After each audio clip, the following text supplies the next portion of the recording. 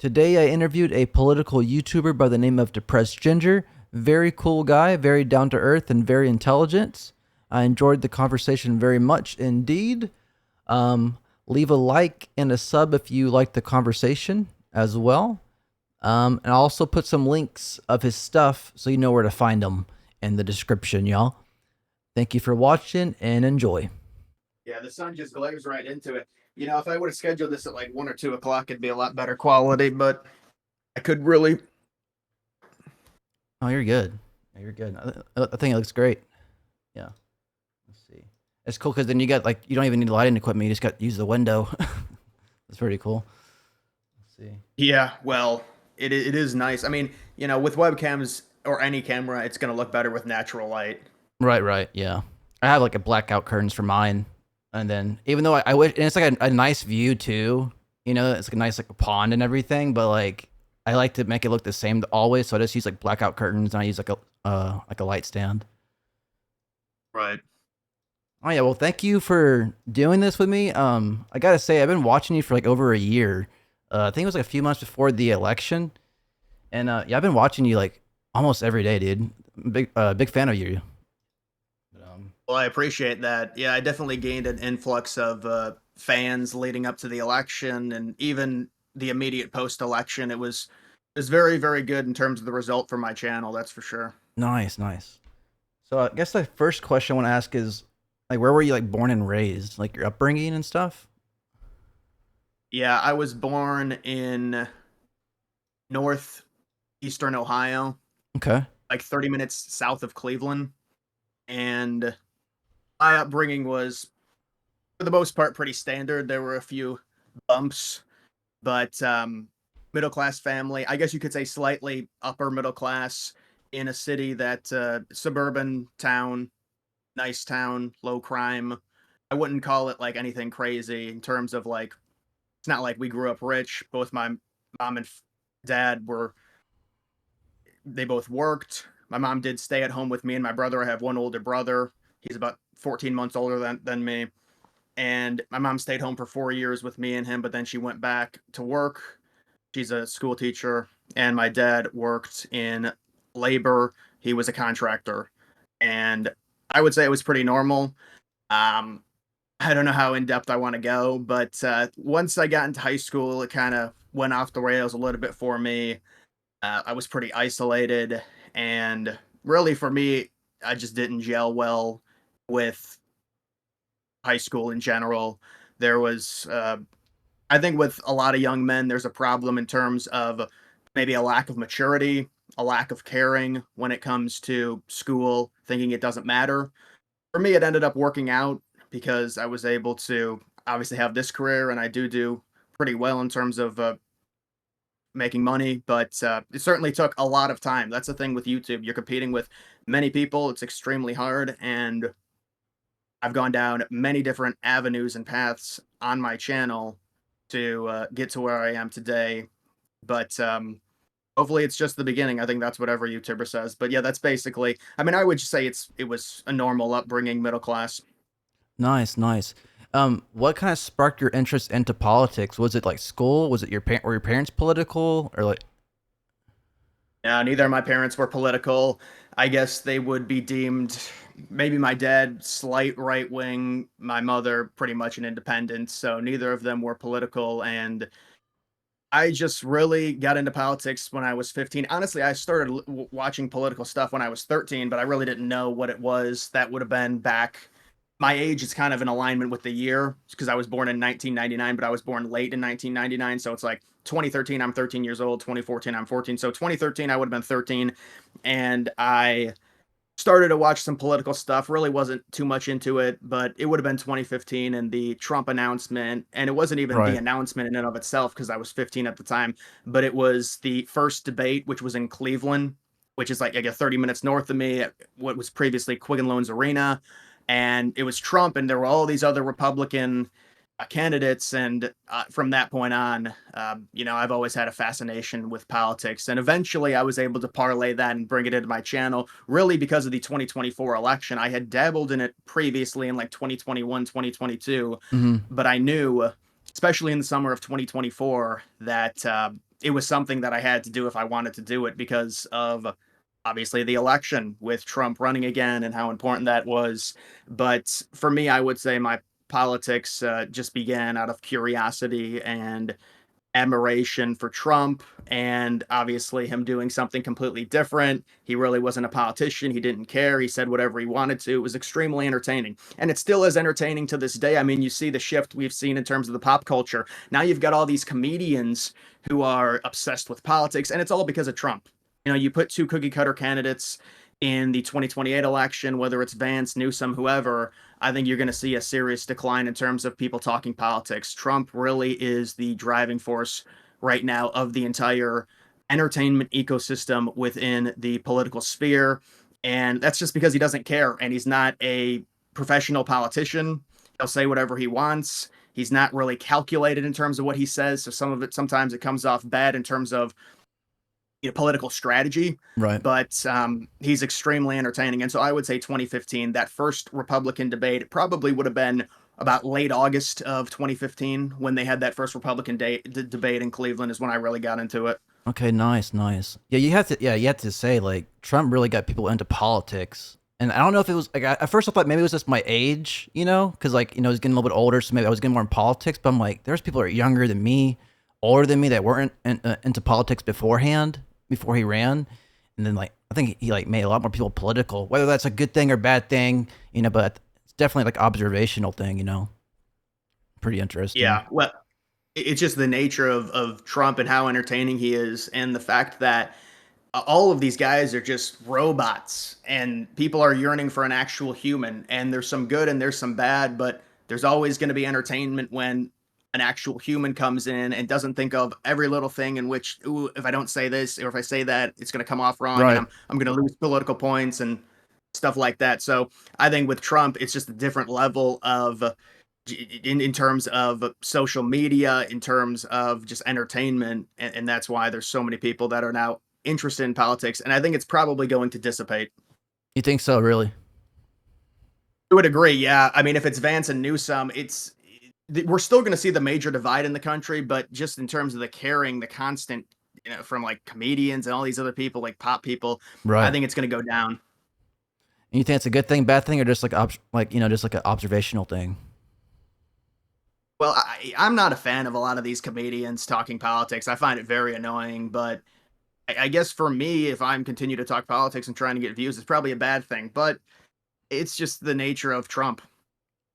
Right. Right. For sure. For sure. Yeah, that's pretty cool stuff. Um, so the next one I would say, is there anything like creative that you would want to do in the future that you haven't done? Like something that like you haven't tried yet, like you kind of think about every now and then.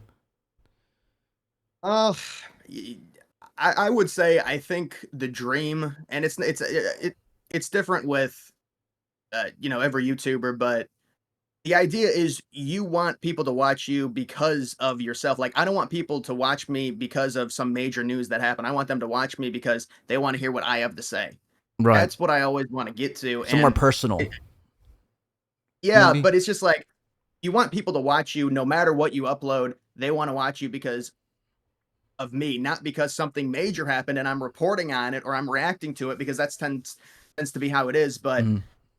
more of just a personal level. So I don't know what that looks like, but I have definitely ambitions about doing other things. And you kind of put yourself in a box. You meet a certain, you don't want to say a quota, but if you're getting paid a certain amount of money each month from the AdSense and you're living pretty comfortably and you're making a very good living, you do the same exact thing over and over again. With YouTube, it's extremely unique in terms of there is no payment, there is no salary in the sense of you make $10,000 a month, 20,000. It's based off of how many views you get.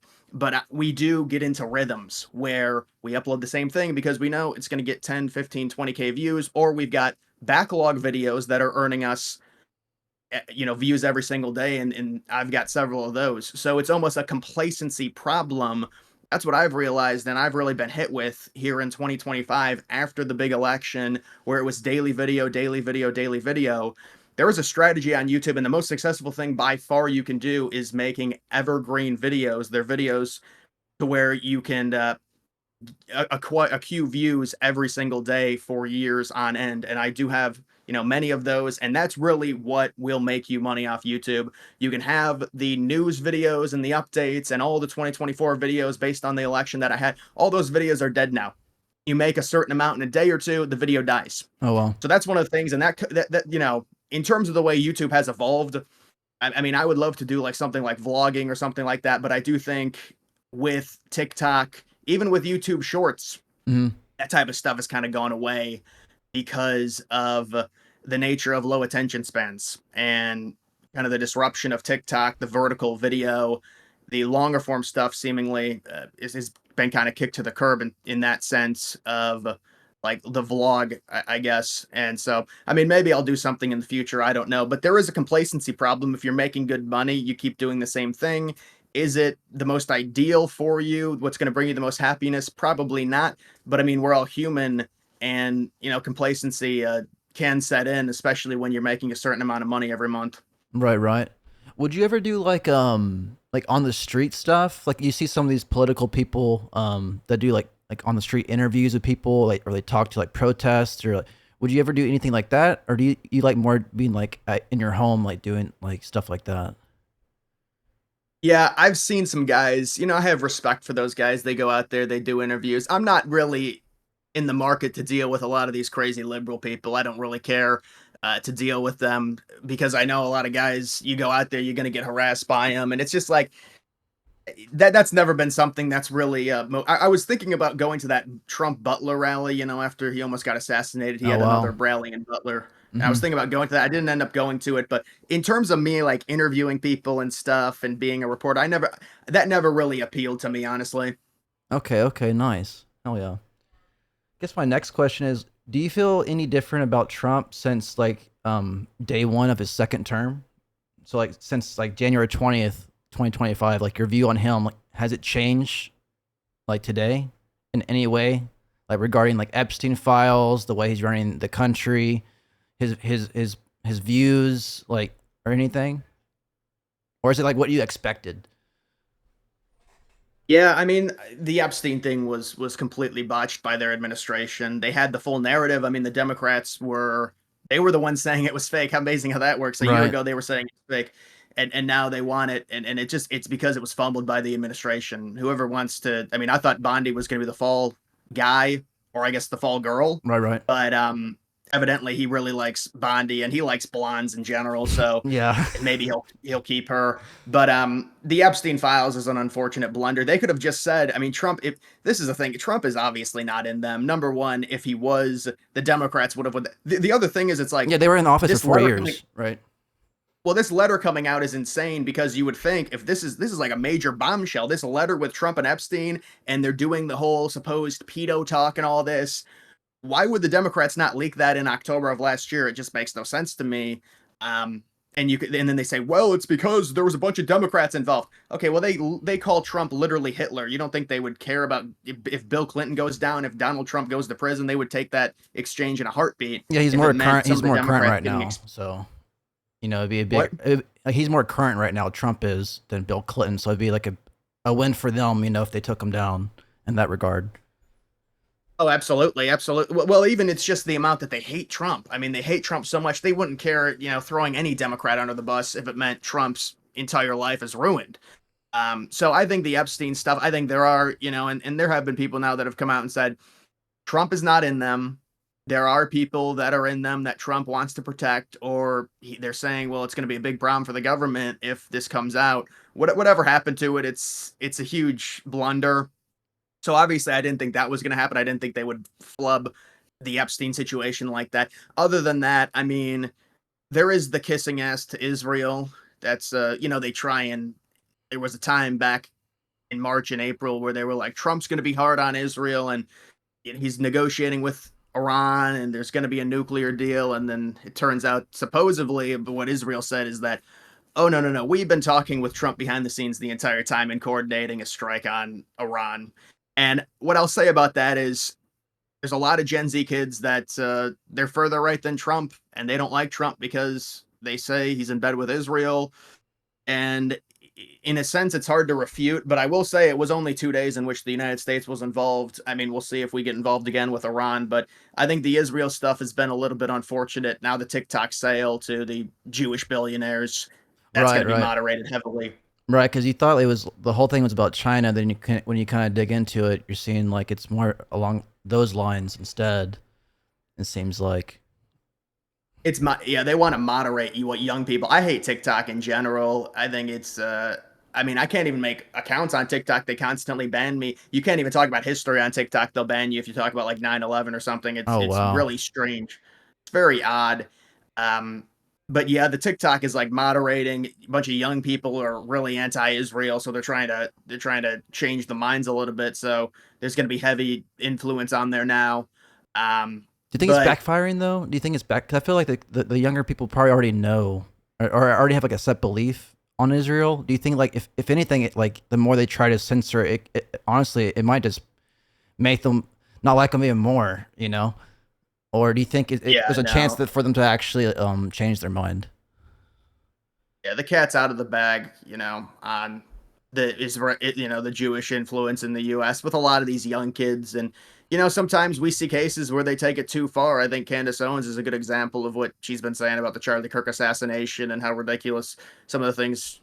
It's just, but there is just so much pressure to blame Israel, and you gotta, it's like you have to disavow them, and especially with young people and stuff in my arena, like the political arena in general, and they just want you to constantly and listen. I understand, obviously, the Jewish people are very successful. They have a certain control, in the United States that is not representative of their population. Their population's a lot smaller in the U.S. compared to their overall control of a lot of things, and so that's like a major thing with Gen Z, and that's been one of Trump's big problems, I would say. The tariff thing, I mean, I could get into all this stuff. I don't want to make this a 4-hour interview, but like the tariff thing, it's a long-term battle. So tariffs over time will hopefully be very good for the United States. Short term, there's possibly going to be some pain. So that's not going to look very good for Trump in terms of the midterms, in terms of the 2028 election. Believe it, tariffs are actually a selfless thing in what Trump is. It takes a while to bring the industry back to the United States. Yeah, we make immediate money in tariff, but you're talking about it being a little bit choppy in terms of potentially seeing some inflation in certain sectors because these corporations are now having to pay a tax on shipments from China. But I think the tariffs, people are saying it's negative. With people, they just react to like the gas prices and stuff. Honestly, I mean that's really what it is. And so if the gas prices are higher, if they deem things at the grocery store a little bit too high, they'll say Trump's doing a bad job. It all comes down to the economy, Right. and I think the economy is starting to get a little bit better. We're not seeing any crazy inflation because of the tariffs, and so hopefully we get the rate cuts, and hopefully it does. But I don't think Trump is really. I think it would have been nice to get a nuclear deal with Iran because that would have shut a lot of people up getting into that conflict, and then Israel saying, "Well, we were talking to Trump behind it. Iran's back the entire time."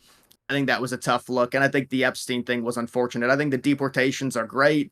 You could say they needed to deport more people. It's such a mess. I mean, we've got probably 15, 20, maybe 25 million illegals in the country right now. They're talking about maybe removing a million a year. That doesn't count the self deportations. They say it's 1.6 million. I don't know about that, but they probably got about 400K is what the administration says through what is it 9, 10 months. It's the thing is they've shut the border down, so there's no illegals coming in, and that's the real positive thing we have to look at with Trump and the border. And they haven't even finished the wall, but they've got such a presence with all the patrol, with all the border patrol and all the agents down there. They've invested so much into it, and they've just shut it down completely. So luckily, there's no more illegal immigration, and so that to me that's a good thing. You can say, well, the deportations are happening too slowly. Well, it costs a lot of money to deport people. It's a big infrastructure thing. They got Trump's big beautiful bill. We got 175 million dollars in funding for these deportations. So I think Trump is doing decently on the honestly decently on the economy, decent on immigration, the geopolitics. Russia, Ukraine, it's an issue. I mean, there's only so much you can do if Russia doesn't want to end the war. I don't know what do you want him to do. Right. So, but I would say Trump hasn't surprised me. There's been some flubs here and there, but it's politics. It's going to happen. Right. Yeah. It's gonna happen. There's so much stuff that could happen for sure. Do you think like Israel's like has something to do with like the whole like anti-immigration protests and stuff in like Europe and stuff? Because you always see like a lot of Israel flags with their national flag and stuff like that. Do you think that there's any like connection with that? Well, I know that the UK had, they say it was 1.2 million. I mean, this is historic. We never get 1.2 million in like a pro-white, anti-immigration protest. That was impressive. I don't know, if Israel has something, you know, to do with the fact that there's an anti-immigration sentiment. Normally, it'd be the opposite. It'd be that they would want more immigrants into the United States. But I will say this: the UK and these other European countries, they're all more liberal than we are, outside of maybe Poland and Italy, although they're kind of a paper tiger. But those countries in general, the Frances, the Germanys, the UK, Ireland is extremely liberal. These countries now are saying, we're done with the immigration, we're pissed off, and those countries they're more white than the United States in most sense, and they're tired of it. Now, I don't know if I have faith in things changing there, but their liberal parties are saying, all right, we get it, we're gonna stop the immigration, and so we'll see what happens with Europe. But all the pretty much everywhere in the West is I shouldn't say everywhere, but most, even Canada. I mean, the Right. Paul Polviev almost won in Canada, and probably only lost because Trump said some things, maybe or I maybe thought he not, would. that I thought caused he was it. gonna win for sure. Yeah, I mean, it looked like he was going to win for about a few months, right up until a week before. Mark Carney is this banker. He was like born, he was born, I think he was born in one of the territories in Upper Canada, but he like lived in England, or he lived out of the country of Canada for like 10 years or something. He comes back and randomly wins. What a joke it is there with how liberal Canada is and just the way they do their politics. But I think Canada is, I mean, everywhere is getting more conservative to a degree. When you get this amount of influx in mass immigration, people can't help but, there's a tribalism with people, and they're like, okay, we're not racist, but even the moderates are like, we're not doing this thing where we destroy our own culture in the name of suicidal empathy. We're not going to do that. Right. Okay. Um, kind of change subject a little bit. Like, what are your thoughts on Nick Fuentes? Because I feel like he's growing by the day. It seems like he's getting bigger and bigger. He was just on the Patrick Bet David podcast and all the other people too. Like, what's like some of your main agreements with him? Or even possibly some disagreements with him? Well, um, yeah, he certainly has gotten bigger online. I'm not sure in terms of it carrying into the real world. He was against Trump in 2024, Mm-hmm. and he was telling his groypers not to vote for Trump, and it didn't work out for him. Mm-hmm. Um, he definitely has a huge army online. There's no doubt about it. I mean, just from a number sense, you look at his engagement, it's insane. It's very impressive for someone that's 26 or 27. And we've really never seen anyone like Fuentes, because we're all kind of new to this, like, young, it's like social age where there's younger politicians. Right. Obviously, he has a serious career ambitions, and for him, there's been some real world events that have happened, like the Trump cucking to Israel. That's one where he's going to gain more of a following because he'd been talking about that for so much, and then he feels vindicated when it happens, and so there's going to be a reward where people look at him and say, hey, you were right and all these other people were wrong. So you're going to gain a certain level of support for that. And I think slowly but surely he's working his way back into the mainstream. He's going on all these podcasts, but it's just all counter signaling against Trump because he's more right wing than Trump. Trump is a boomer, so of course he's going to appeal to 20-year-old kids more than Trump would, especially in this nationalist sense, where younger kids on both sides, you have a 20-year-old barista who's like a communist, and you've got a 20-year-old like incel guy, or I'm not going to say that because people call me an incel. That's something the left now says about all right wing white guys. But like a younger guy that is still living with his parents or something, he's going to be more nationalist or fascist. It's like the modern fascist versus communism. But it's just younger people in general are going to be more tribal, and they're going to be, in a sense, they're going to have more rigid beliefs and more extreme beliefs, I think, on both sides. And so that fits right into, what he wants. But, in terms of a real world scenario, he's going to come out, he's going to call Vance Palantir, he's going to say, don't vote for him. And we'll Yeah, see yeah. if it has any effect in 28, but it really didn't have much an effect in 24. I'm sure he's growing in popularity now, so maybe it'll be different. But, for someone that's on the far right wing, the best thing that could happen if they have career ambitions about running for office, they want it as bad as humanly possible. They want it to be a terrible, to have the whole idea of we need a savior, we need somebody that can come in here and really shut things down. Because take immigration, for example. Immigration was this huge issue in 2024. So what has Trump done? And by the way, it's almost the exact same point. It still is a major issue, but in terms of a general populist like voter sense, immigration in 2028 is not going to be a big issue because Trump fixed it. So there's not going to be a reward for Republicans like, thank you for fixing immigration. That's great. Let's keep that going. And that's the reason you're going to win in 2028. There's going to be other issues. Right. That's just the way it works. It's a So if good you're point. somebody further right wing, you would want things to be as bad as humanly possible. And there would be this violent flip to where people say, this is horrible. There's way to, I mean, we are seeing that in some senses in terms of the amount of immigration into this country, where these minority groups like Muslims, they'll migrate to a specific area and then they'll like take it over because the liberals are not tribal and they don't believe in racial identity, but the Muslims do. And you're seeing it like in Dearborn, Michigan. I mean, it's like a Muslim capital of the United States. You've seen it in places, even in Texas. These Indians, they move together. And so it's a concern in that sense. But I think, it's not surprising that, he would be against Vance or countersignal any Republican. He's got his own movement, so of course he's going to do that. But he did do that in 2024, and Trump still easily won. Do you want JD Vance to be the nominee? I mean, I'm pretty sure he's going to be, obviously, or most likely, you could say. But like, is there any other like person you would want to be instead? Well, the way I see it setting up right now is Vance is a massive favorite. It comes down to what Trump wants. Trump still controls this party, but Trump already has, by default, at least to this point, endorsed Vance. He made him the VP.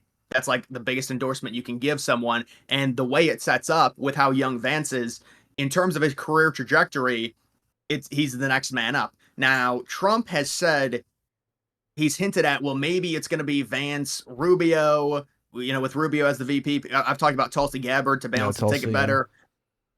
But yeah, it's probably going to be Vance unless, and I think you're probably going to get some anti-Israel person like an MTG to try and, they're going to try and bring up the Palantir connection with Vance and things like that. But I think I would be shocked if it was anyone but Vance. I mean, you could say, and I've heard people say, well, maybe Tucker Carlson is now the anti-Israel guy and he wants to challenge, but Tucker is still a Trump supporter. He still likes Trump and he talks to Trump. I know, they still have a good relationship. So is Trump really going to undercut Vance and Trump? And I mean, if you're Tucker and Trump endorses Vance, you got to, I mean, this is like DeSantis in 2024. DeSantis runs against MAGA. It's impossible. It's just not going to work for you. So if Trump wants Vance, I just can't see anyone else other than Vance at this point, unless Trump somehow loses the party. Right. Yeah, I think my top two picks for like VP that Vance would pick would probably be Rubio or Tulsi, if I had to guess. But who knows? You see, I would say I'm leaning more towards Rubio, if I had to guess, for sure. That's what Trump said. Really? Yeah. Yeah. Let's see.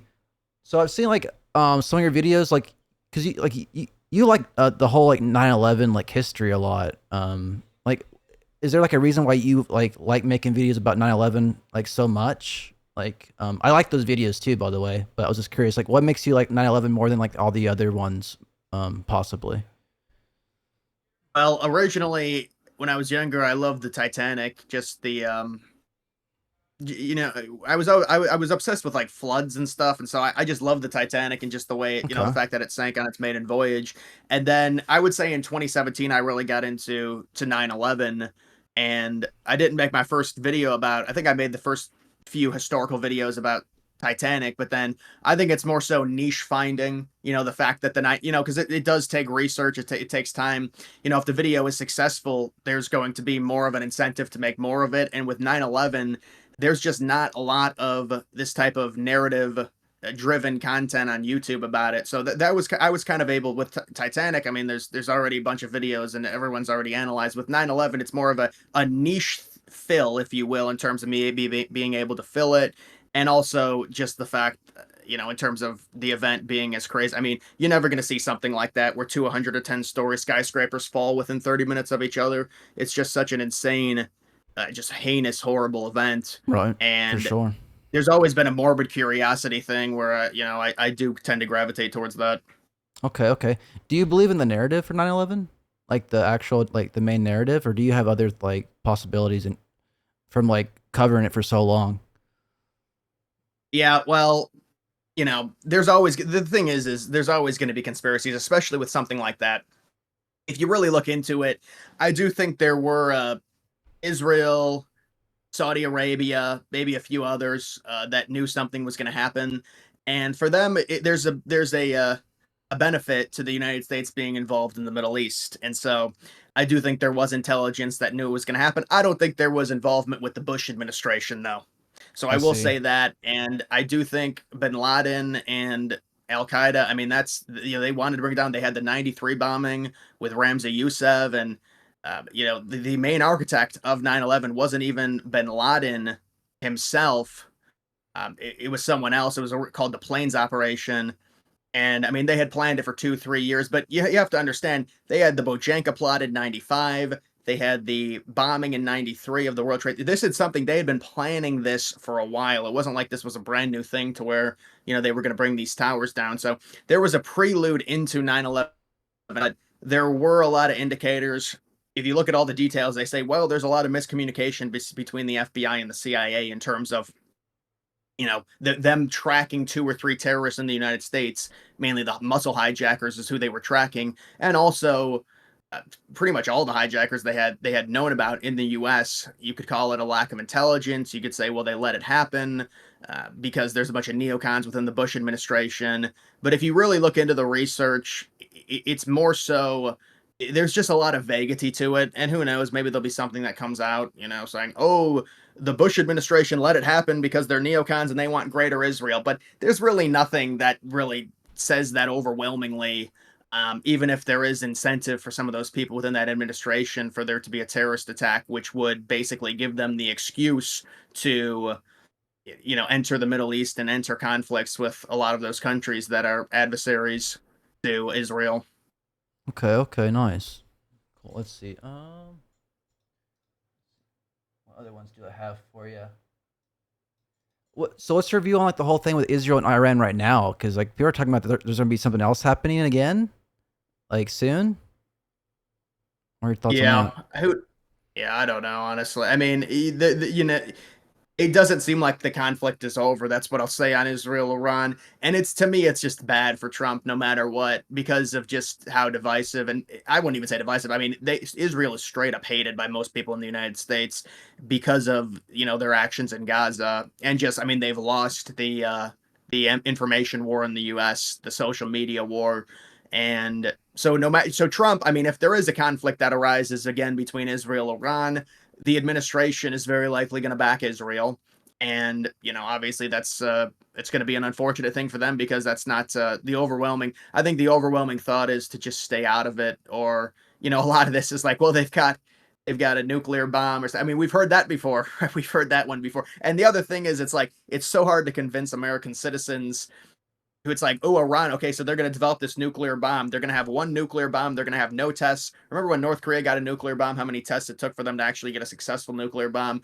But they're going to have no tests, and then they're going to launch it and hit California because that's real smart. You have one nuclear bomb, and you're going to send it at the number one superpower in the world. That's going to really work out well. There's just no, people are not scared by Iran, even if they somehow get a nuclear bomb. Now, the intelligence from what I saw is, I mean, they entered through the vents with the bombers and Fordo and the conversion centers. And listen, from what I know is they destroyed a lot of the centrifuges and they destroyed the conversion centers. And it's multiple steps to creating a nuclear bomb. And the problem is, it's like, well, they can just rebuild all of that, and the slant is that, well, Israel wants the regime change, so Trump's going to send it. And Trump is not sending in troops; he can't do it. He knows it. But Trump is going to support some type of revolt by the Iranian citizens or something, and it's going to be this huge thing. I think that's what people are trying to say, or at least from what I saw. So I think it's a bad look. Hopefully nothing happens. My guess is there's always gonna be rumors about it picking up again. These ceasefires in the Middle East, they're like, it's like wet paper. It's not gonna last. Are you scared that something might happen to make Americans want to go to war with Iran? Like, even though it doesn't seem like it's very possible, like even the slight chance, like you scared like not even like a nuclear bomb people are scared of, but like like another terrorist attack or false flag or something. Yeah, people would just immediately call it a false flag, no questions asked. If there was an Iranian national that committed some type of heinous event domestically in the United States, I can pretty much guarantee it that most of the United States would believe that. So they wouldn't even believe it if something happened. Now, maybe I'm too online and maybe a bunch of the normies would believe it, but obviously that's a whole nother thing. I mean, now we're getting into like the stuff with Charlie Kirk and Israel and Right. that level. But I mean, this is obviously, I would agree that, yeah, it would probably, people would just say, well, it's a false flag to be able to try and garner more support for actions against Iran. Do you think we'll hear anything new about Crooks? Like in the near future, because I feel like he just like the whole thing disappeared about that. Like we don't really know Well, too much about him. there's a video of him that was released. He holding a pistol, like a 3 or maybe like a 10-second video of him in his bedroom holding a pistol. That came out a few weeks ago. But other than that, you're right. There's been very little on Crooks, and And it's Tyler, pretty too, disheartening. right? Like I feel like there hasn't been that much about Tyler recently too, right? Or Yeah, well, that one. I mean, he's still alive, so hopefully that one's not going to be buried because we're going to see that play out, and we're going to see his charges, and we're going to. So hopefully with that one, we will know more. But that did just happen, so I do want to give the investigators and Patel more leeway on that one. But with Crooks, it's just like, I mean, the kid is like 110 pounds. Apparently, he had 3 phones that were connected to overseas people. It's just like, I mean, I really don't know what to believe with Crooks in terms of him just waltzing up there. And I mean, obviously you'd think, well, he just hated Trump and it was bad security. I don't know. And you would think that, well, Trump is in, so now it'll be investigated. And that's exactly what Trump said. He said, I'm going to investigate it now and I'm going to look into it. And there's really been no resolution. Now, maybe something else will come out. Maybe they're getting their, stuff together and maybe they'll release a bunch of things on Crooks. But, you still have liberals trying to take control of Crooks. They call him a registered Republican. They say, well, a registered Republican tried to assassinate Trump. Well, Trump at that point has been the leader of the Republican Party for 10 years. Crooks maybe was a registered Republican because that's what a lot of these liberals do. And these people, they register with a Republican to vote in the primaries to try and mess things up for well, he Republicans. But donated to if you look Democrats at, too, right? yeah, if you look at Crooks, he had Gab Messages. It's like a social media platform. He's a liberal. He's using like Reddit talking points, liberal talking points. He's a liberal. They try and get around the fact that, I mean, they've committed all of this terrible political violence, and then they laugh about it. It's just so bad. But I mean, this is really like, you look at the right and the left, and just from an overview, when Kirk got assassinated, and it's on video, I knew they were going to react like that, and it was going to be normal people reacting like that too, because these people think, because we've labeled someone a fascist, or we've labeled them a racist, or we labeled them another word that doesn't go along with the modern liberalism and progressiveness, that is justification for them to be shot or something bad to happen to them. So they have this thought that if Charlie Kirk says something that we don't agree with, and Charlie Kirk's he's such a sweet guy. I mean, you listen to him; he's very charitable to people when he would talk to them, and just so nice, and just like, I mean, that's why people called him a moderate. And I mean, in some senses, he's very supportive of Israel. But if they do that to Charlie Kirk, and then the other thing is, it's not even just a one person. There's people behind them that support it and that celebrate it. I mean, this is where their party is, because they think Republicans are so bad. They think they're fascist. They think they're racist. And that's justification for Trump getting shot in the head. Because Trump would have been shot in the head. He turned his head. Right. He was going to be shot in the head. He was looking at that And graph, I believe, when he turned his head that made it miss. right. Charlie Kirk would have gotten shot in the head. The bullet missed. He was aiming for the head. People were wondering, he was aiming for the head because that's a young kid. You know exactly, what he was aiming for. And so and he gets shot in the neck, and I mean, just he loses just too much blood. I've looked at the Charlie Kirk thing a lot, Mm. and he just lost. People saying, I mean, it's just way too much blood immediately when they're dragging him. They were carrying him to the SUV. There's no blood. There's no blood trail. People are like, well, why is there no blood trail? The amount of blood that he lost in the first 5 seconds after getting shot was so immense.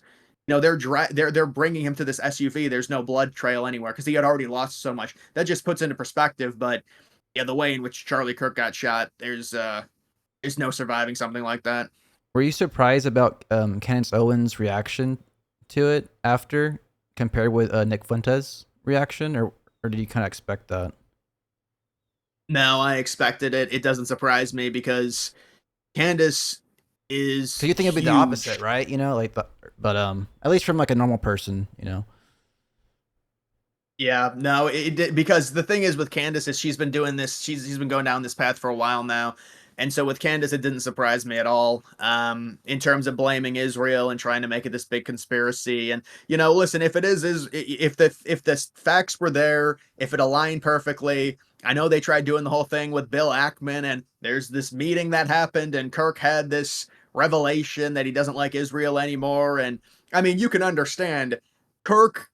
There's a different level of Kirk, if Kirk turned on Israel versus a lot of these other further right wing people because they already hate Israel. So them saying something bad about Israel is really irrelevant. If Kirk actually said, fuck Israel or I'm done with Israel, it would have had a major impact. The problem is he still supported them. And we can do this thing where there's this article or Yeah. they had this meeting and apparently it was arranged by Kirk himself and she said, she exaggerated it and she exaggerated a lot of the details. But, Candace Owens, she's getting heavy encouragement for these views against Israel and blaming everything on Israel. And it's always Israel's fault. And it's going to tarnish her overall message when she has this tunnel vision against Israel. So but I mean, she gets this encouragement. You see her first live stream after the assassination. I was looking, she had like 300K people watching a live Yeah. stream. Crazy. So you get encouragement like that, you're probably going to keep doing the same thing.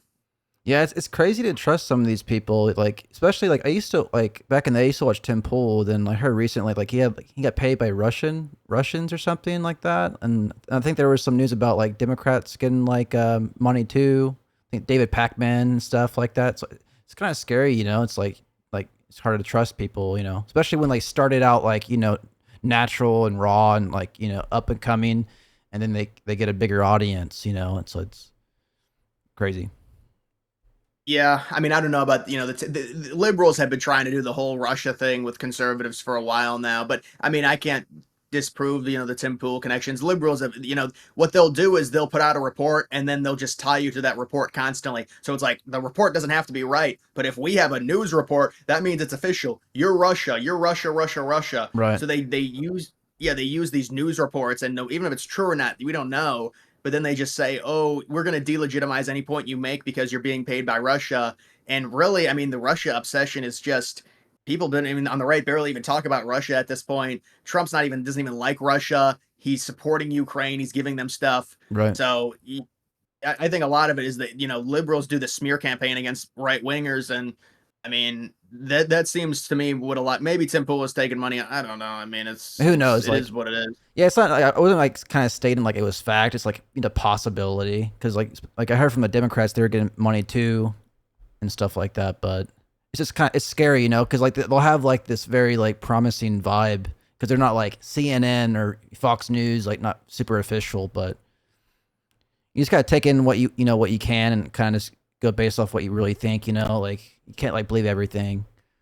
But cool. Absolutely, yeah, yeah. It's just once you've been in the political arena long enough, I'll digest takes, and you've got a certain amount of historical precedents if you're read up on history. You've got recent precedents if you follow the news a lot, and you have your own values and beliefs, and that kind of bakes it into the formulation of my opinions. And I mean, a lot of these right wing people the only time I really watch a lot of them is when I see their clips on X. I think X is just, it's the easiest place to get any type of political information. Also, maybe some of the YouTube videos as well, but it's mainly X, and so I'll kind of formulate my beliefs based off of the news that comes out and just my overall value system. And some of I mean, the Republican influencers, some of them do a good job, and I have no problem watching them. Yeah. 'Cause I feel even when the narrative is like trying to go against what you believe, you can still get the news from it because you can see it through the bullshit, you know? So like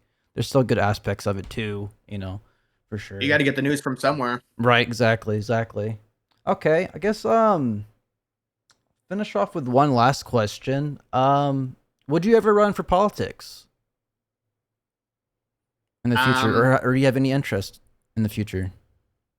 Yeah, I mean, I really, I don't think I have any interest in running for a political position. The issue is when you get involved with that type of stuff is it's an immediate, campaign, it's an immediate fundraiser, and then you're beholden to people, and it to me, it's just not. I mean, I really, I don't think I have the qualifications for it. I don't think it's something that it's a time you got to invest a bunch of time into it, and I do feel like in a general sense, it would be.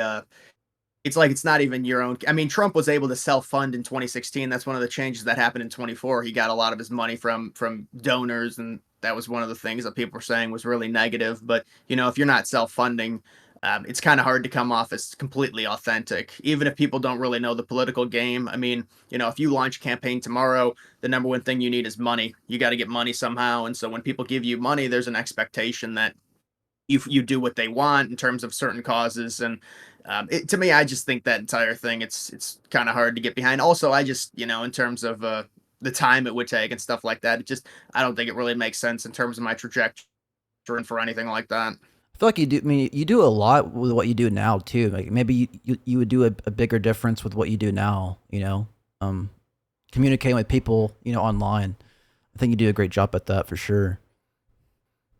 Yeah, and that's actually a good point with like someone like Charlie Kirk, Mm, because we know Charlie Kirk was going to run for politics for some type of, whether it Congress, senator, or maybe the governorship in Arizona.